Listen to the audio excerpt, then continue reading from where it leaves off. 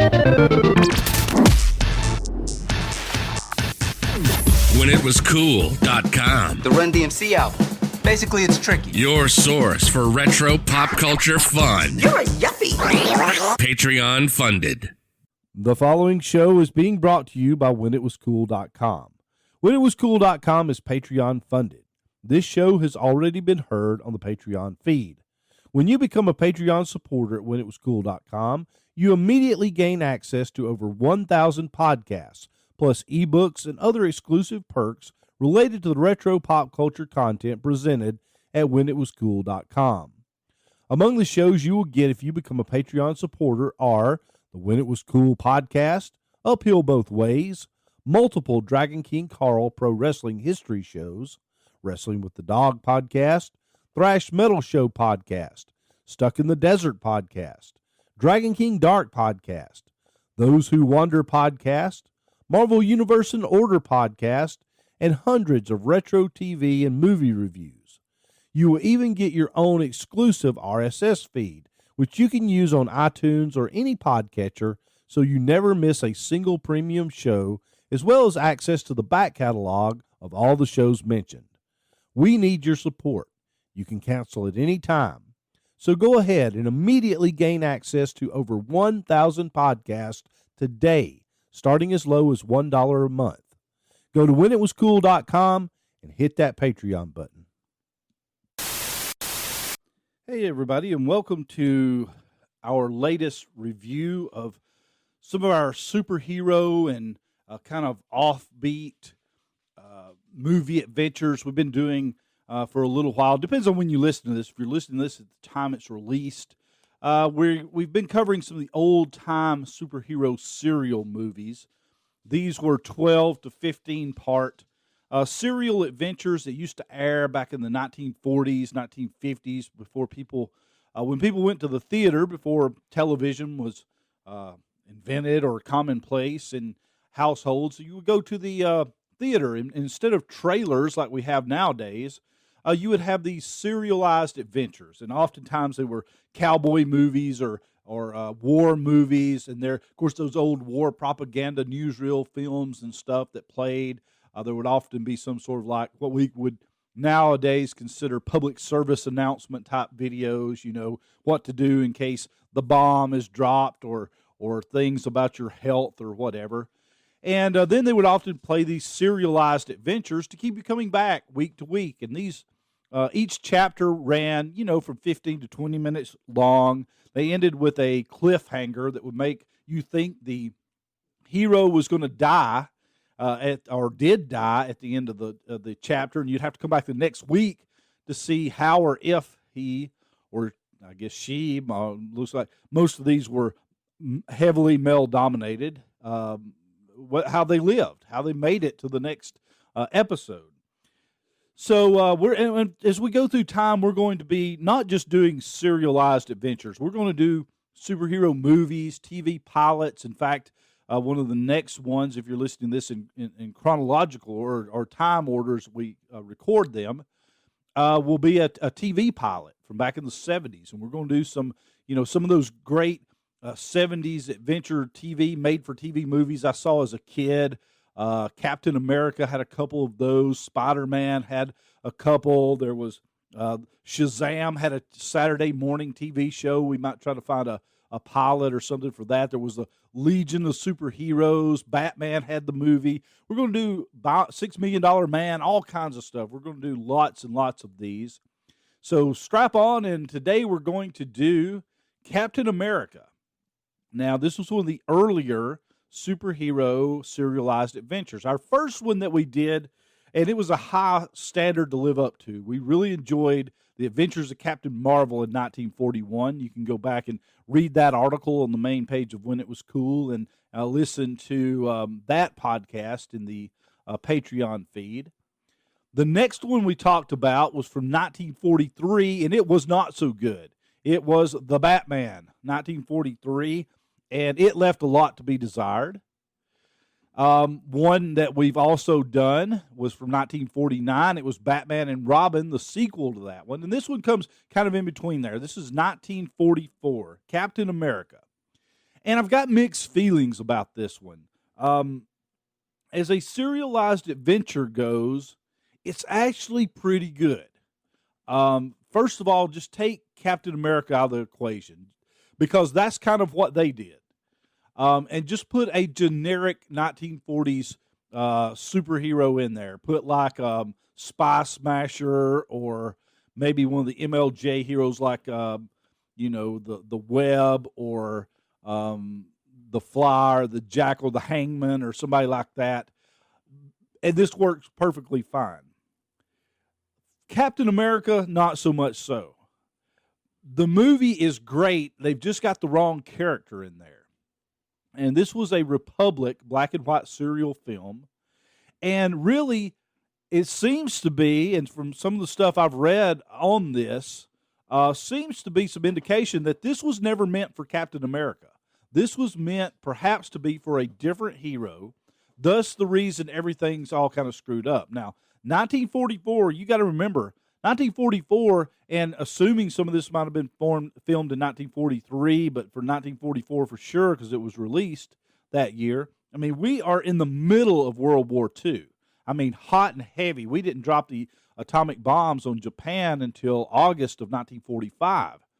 So we are neck deep in World War II at this point. So you would think with all the propaganda stuff that we had out there in the United States, the fact that Captain America in those Timely comics, which later Marvel comics, back then on the cover of every issue just about was what was Captain America doing? Well, he was punching Hitler in the face or chopping Nazis in the throat or something like that. I mean, that was every single issue of Captain America. He was an everyman, a skinny kid who was made into a super soldier for the United States to fight the evil Axis powers. And so you would think that would be perfect, especially with what we saw from Columbia and what they did with the Batman, which was just absolute propaganda. I mean, racist as it could be against the Japanese and Asian Americans. It was, neck deep in wartime propaganda. So Captain America, they could have used the shield from MLJ. Although what they did here, really it should have been somebody else because there's absolutely nothing nationalistic about this. This has nothing to do with World War II. This has nothing to do with fighting the, I don't think Nazis or the Imperial Japanese were mentioned the first time. And so what do you got here? You got Captain America. They completely redo his story. They don't even use Steve Rogers as his real name. This is a straight up detective crime fighter story. I mean, the old mob buster noir type movie. This would be much better suited for for Batman or something like that. Not even Spy Smasher don't even fit because he would be fighting foreign powers, the Axis back then. Captain America, the Shield, all Spy Smasher, all those would have been doing that. This needed to be just some, just some random crime-fighting superhero that had no real ties as far as the government goes. But here's what they did. And that's what made this movie bad. The movie itself actually has some really good fight scenes, and it has a lot of action in it. I mean, there's at least one, oftentimes two, real good fight scenes per episode. Captain America virtually always wins, unlike what we saw with the Batman, where even in both the Batman, in the Batman and Robin virtually never won a fight.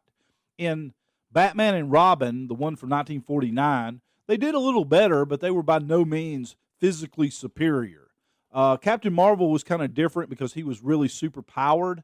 We haven't got to Superman yet. Now, I've got the two Superman serials here, and we're very shortly going to go into them. So I'm presuming he also probably wins more fights than he loses. Captain America is physically dominant over all of his adversaries. I mean, he's really a guy. Now, the dude that plays him, we're going to talk about Dick Purcell here in a minute. Dick Purcell is kind of husky for this role, like really kind of husky, really a little bit too old. Definitely out of shape. But whoever plays the stuntman did a really great job. And there's some minor changes to Captain America's costume, like they don't have the wings on the side of the head. It's got the flag around the waist, the star on the chest, the A on the mask, but that's about it. So really, this is just this story might as well be random district attorney decides he's going to play Captain America at home while the real Captain America's at war, because it's got nothing whatsoever to do with Marvel's Captain America other than this dude's wearing his outfit. So with all that in mind, let's talk basics about it. Let's just go through and we'll comment where necessary. Captain America was a 1944 Republic black and white serial film. Again, Republic is the one that made the Adventures of Captain Marvel, which was really good. This serial had a large budget, so the costuming's better. They blow up cars constantly. I mean, most of the budget must have been spent on cars and buildings, because every episode just about they were blowing something up.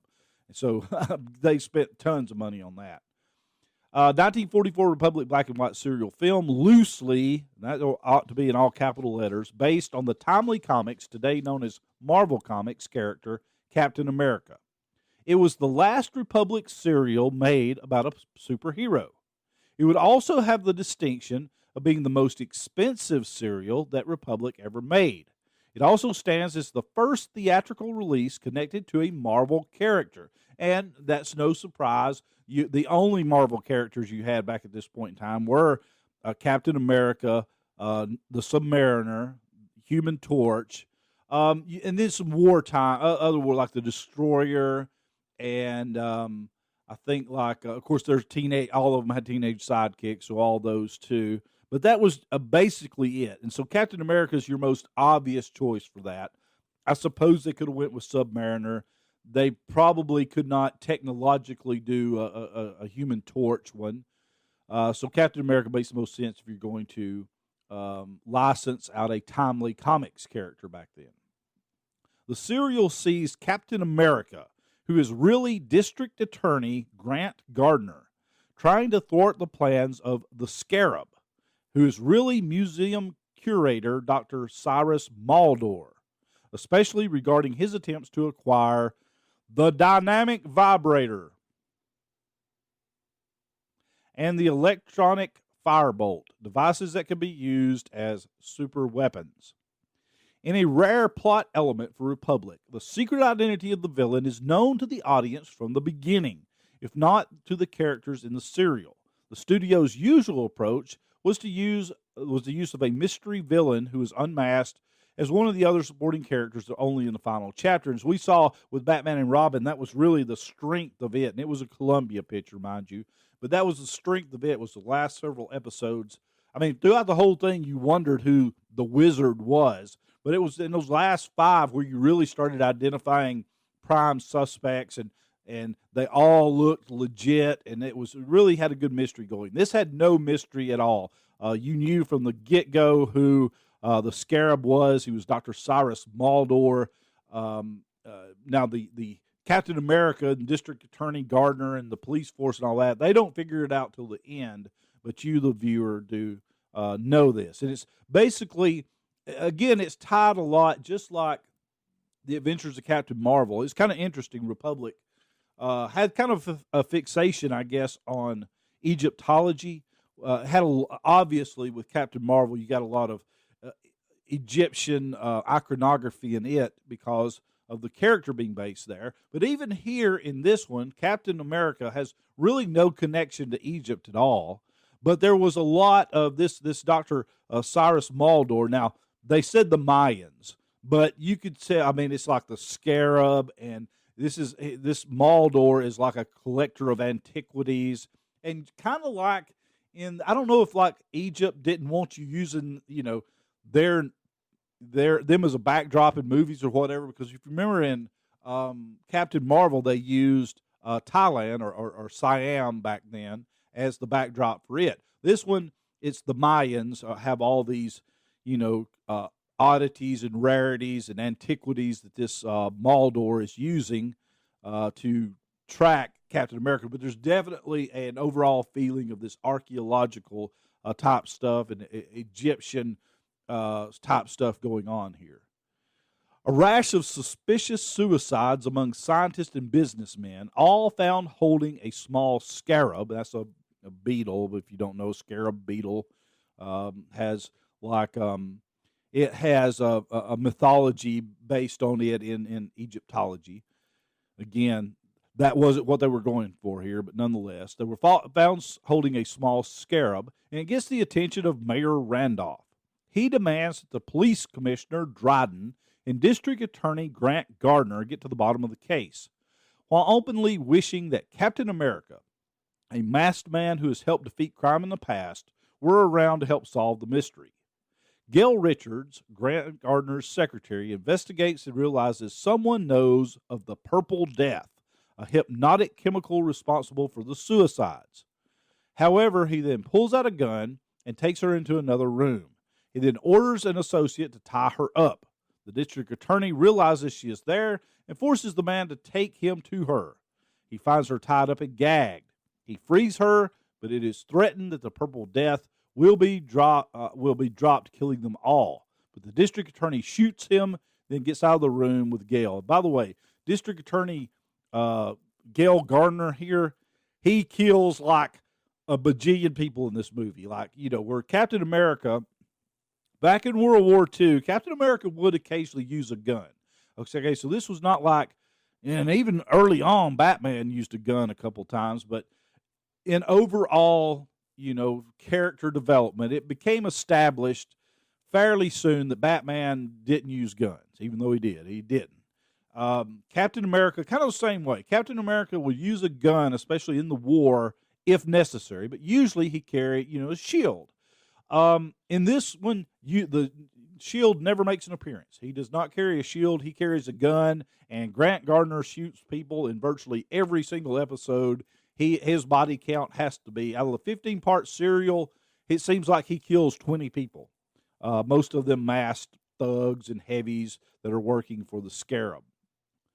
All of the suicides were members of an expedition to some Mayan ruins. One of the few remaining survivors, Professor Lyman, turns to his friend Dr. Maldor for support. Dr. Maldor, however, reveals that he is the man responsible for the deaths. He wants revenge because he planned and organized the expedition, but everyone else claimed the fame and fortune. However, Lyman has developed the dynamic vibrator, a device intended for mining operations, but one that can be amplified into a devastating weapon. Using the Purple Death, Dr. Maldor forces Lyman to disclose the location of his plans. Captain America intervenes as the Scarab's heavies attempt to steal the plans, and this leads to a sequence of plots by the Scarab to acquire a working version, as well as other devices, while trying to eliminate the interfering Captain America before he succeeds in discovering Dr. Maldor's true identity or defeats him. And yes, we get plot after outrageous plot. Again, much like the Batman, they've got Captain America at gunpoint multiple times, and instead of shooting him, they've got to, blow him up or run him off the road in a car, some other, elaborate trap to get Captain America instead of just shooting him with the guns that they have. So, again, these serials definitely stretched, your magic. Of course, they were meant for young kids. They were meant for, kids going to the movies back in the 40s. So it didn't have to be super sophisticated, but still, it was patently obvious that they had him in mortal danger many times and did not pull the trigger, both literally and proverbially. The cast, the cast is kind of interesting. Before we talk about Captain America himself, we'll mention Lorna Gray was Gail Richards. Lionel Atwill was Dr. Cyrus Maldor, a.k.a. the Scarab. Charles Trowbridge was Police Commissioner Dryden. Russell Hicks as Mayor Randolph. George J. Lewis as Bart Matson. John Davison as Gruber. Stanley Price as the Purple Death chemist. And Edward Van Sloan as Gregory, uncredited. Now, I've seen some of these people before already. I'm trying to remember just which, and we'll see one of them again. In fact, I forget exactly which one, but somebody will show up in the future here. But there's a face I'm pretty sure I recognize from Lionel Atwill. I think was in Captain Marvel, The Adventures of Captain Marvel. Looking through his filmography here, it doesn't list him there, but maybe it's not him. I've seen one of these actors in something before, but I'm not entirely. And I thought it was him, but I guess it's not Lionel Atwill. Let's see. It was one of the bad guys. Let's see who John Davidson was. Let's see. John Davidson. Okay, John Davidson was also in the Adventures of Captain Marvel. So that's he was one of the bad guys in this one as well. Playing Captain America, and this is a sad story. I mean, it kind of is, because you're looking at Dick Purcell throughout this whole thing. And again, if he wasn't playing Captain America, this would be pretty good if he were just somebody else. But he's kind of chunky. And so Dick Purcell, Richard Gerald Dick Purcell Jr., born August 6, 1908, and died April 10th, 1944. Now, you may be saying to yourself, wait a minute. Captain America come out in 1944. This dude died in April of 1944. Yeah, he did.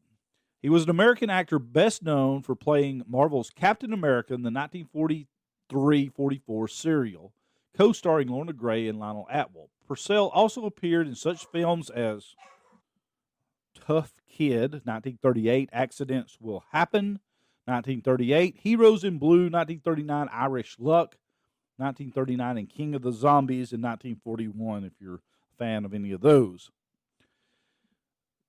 The important part here, Captain America 1944, the Republic serial film loosely based on the character Captain America.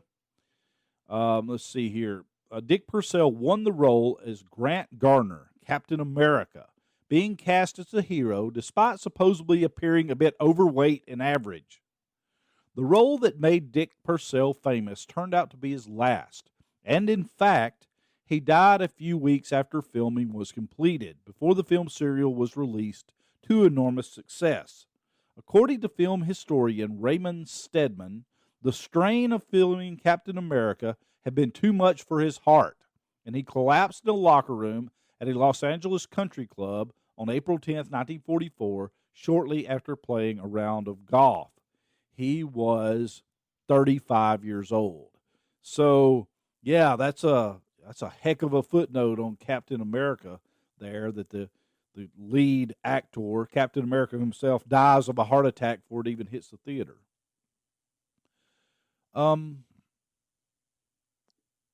Captain America went way, way over budget, like multiple times, I think. Captain America was budgeted at $182,623, although the final negative cost, it ran over budget.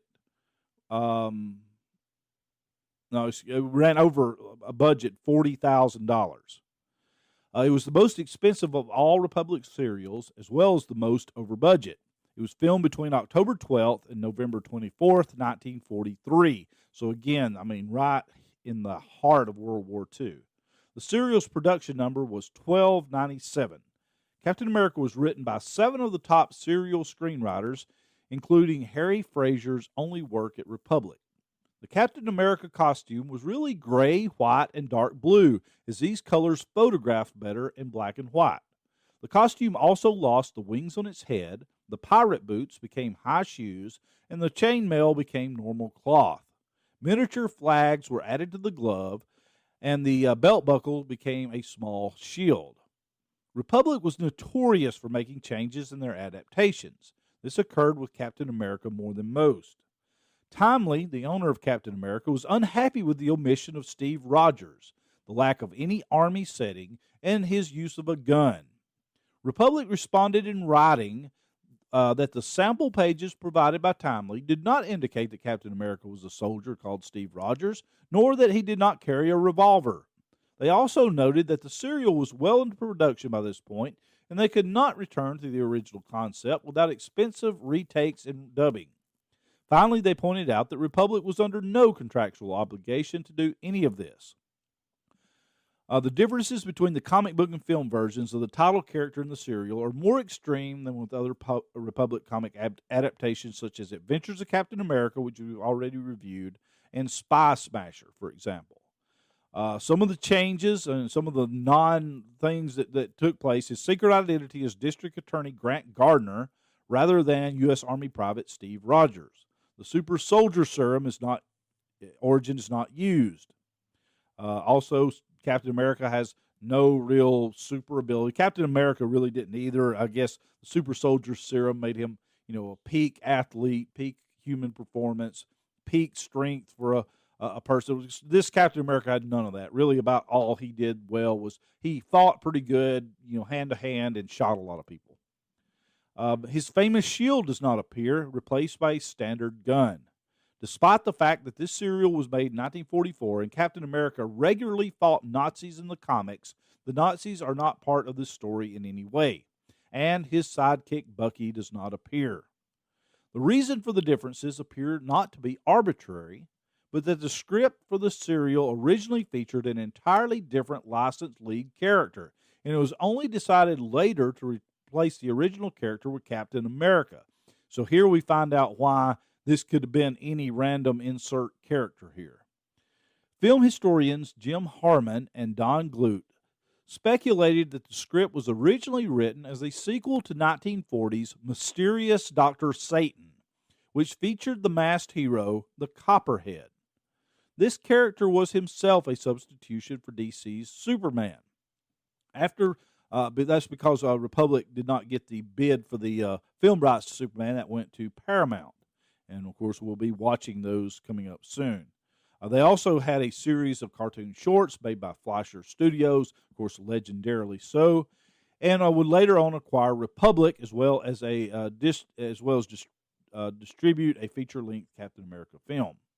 Republic previously had adapted Fawcett comic characters, Captain Marvel, and Spy Smasher.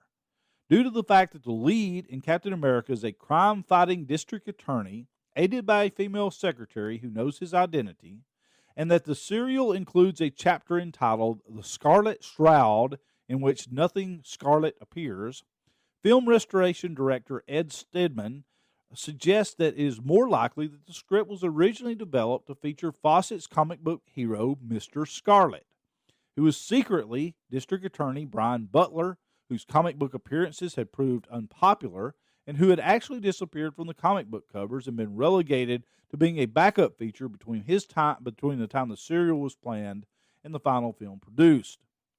Writer Raymond William Stedman believes that the differences between the comic book and film versions of Captain America were for the better, as, for example, the hero did not have to sneak out of the army base every time he needed to change identities. Nobody, he'd strip down in the hallway and everywhere. He looked ridiculous changing out of his normal clothes into the Captain America garb, which he always wore under his attire. Now, there's a section here on stunts, and I pause at it only to talk about the stuntman for Captain America, who was Dale Van Sickle. So he did a pretty good job. I mean, the fighting scenes in this were pretty good, so he was undoubtedly an athlete. And apparently he was.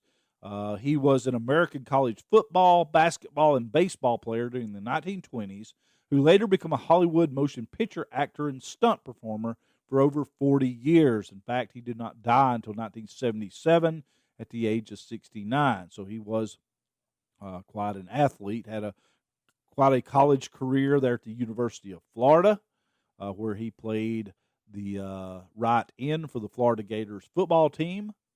Let's see if he went pro. He was All-American in college. He also played basketball for the Florida Gators.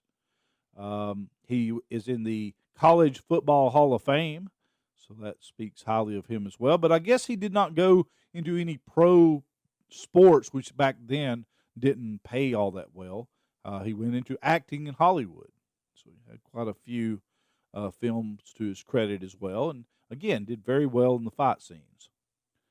All the special effects in Captain America were created by Republic's in-house team, the Lydecker brothers. Captain America's official release date was February 5th, 1944, although this is actually the date the seventh chapter was made available to film exchanges. The series was actually filmed in 1943.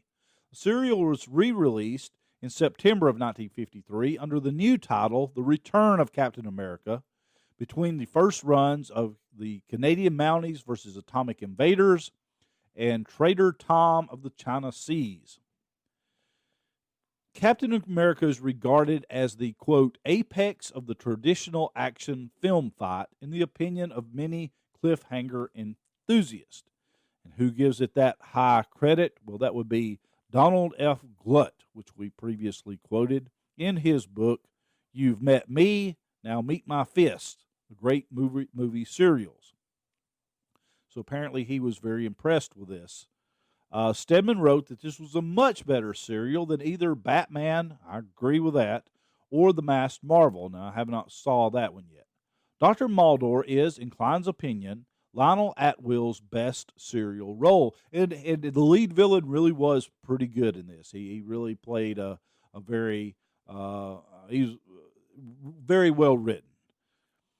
Now, this has been actually referred to in some various Marvel movies and comics and so forth like that. Believe it or not, even though this has really nothing to do with Captain America's Captain America name only. In Captain America Volume 1, Issue 219, which came out in March of 1978, it is revealed that a Captain America serial also exists within Marvel continuity. In this version, Captain America himself plays the role in secret, taking the place of the stuntman who was shot during production due to the prop master being a Nazi spy. Like the real-life serial, Cap's shield is replaced with a standard gun. His identity is changed, and his sidekick, Bucky, is also absent. So I guess Marvel 616 worked this into their deal. Maybe we'll get to that at some point in the Marvel Universe in Order podcast. In 2007, after Marvel's Civil War event, Captain America, Steve Rogers, was seemingly killed off. News channel CNN produced a special on the death, showing the serial with Grant Gardner as Captain America while it was focusing on the death of Steve Rogers in issue number 27 of Captain America. The movie poster is seen in the Captain America Museum. In the Ultimate Universe, Steve Rogers' ex-girlfriend in Ultimate Marvel continuity was named Gail Richards. The 2011 film, Captain America the First Avenger, features the title character starring in a serial early in his career. So they've, kind of at least referred to it occasionally in there. So, Captain America, can I recommend it or no? Let's see, what have we done so far? We got, yes, definite recommendation for Adventures of Captain Marvel. A definite, absolute no, do not waste a moment of your life on The Batman from 1943. A thumbs in the middle if you're really a Batman fan. Batman and Robin, 1949, it's fine to watch. If you're not, I don't know how much you'll get into it with the bad costuming, but the story's kind of okay. So this brings us to Captain America. And if you like action serials, you like old movies, you like the, those westerns and crime fighting serialized adventures, I would say yes, because it's really good. If you're a Captain America fan, you're all about Captain America, I'm not so sure you're going to like this because the changes are just, very dramatic, hugely dramatic. Or maybe you will. Maybe this is just, one of those niche things that you really want to see it to complete your fandom of Captain America, and I guess that's fine. So I guess, I can't say a no because it's not really bad, but it's going to be way different than what you probably think it is. All right, so thanks a lot for listening. I'm not sure what we're going to do next. I've already watched Kung Fu, the pilot movie for the early 1970s Kung Fu, one of my favorite shows of all time. I love Kung Fu. Kwai Chang Caine is one of my favorite characters ever on television or movies or whatever. I just love, if I could be a fictional character, I would be Kwai Chang Caine. So I've already watched that. We may do that one next, or I may watch one of the Superman serials and do it next. That would make more sense chronologically, but I kind of want to get a little bit of a break from these 1940s serials and do something kind of different for a moment or two, and then come back and do that. Of course, they'll be in order of however you want to listen to on the digital downloads page, so check that out. Thank you so much for being a Patreon. We appreciate you. Thank you, thank you, thank you. If there's any, one movie or what, now we're not going to watch a TV series. Now, if it's got a pilot episode or something like that I can get my hands on, we'll watch. There's already some obvious ones. You as a Patreon, feel free to suggest. Now, again, there's some no-brainers in there. There's, your 1970s movies we talked about. There's the, Captain America, Spider-Man, Shazam, $6 Million Man, if I can track down the the pilot episode for that. But if there's kind of an oddball one you want to recommend, by all means, if you're a Patreon, that's part of your Patreon sponsorship of our website is you can suggest. So suggest away, and if I can get my hands on it, we'll do a review of it, watch it, and check that out. So thank you so much for listening, and we'll be back soon with another show. It's time to go back in time at whenitwascool.com. Get locked into some very cool podcasts, talk some TV, movies, comics, and way more. The site is Patreon funded. You can become a member starting at just $1. That's whenitwascool.com. Support us on Patreon at the $1 level and get crazy access to some amazing old movies, vintage superhero movies, and way more. Hit up some fascinating articles that touch on all your favorites. That's whenitwascool.com. If it was cool, then we got it.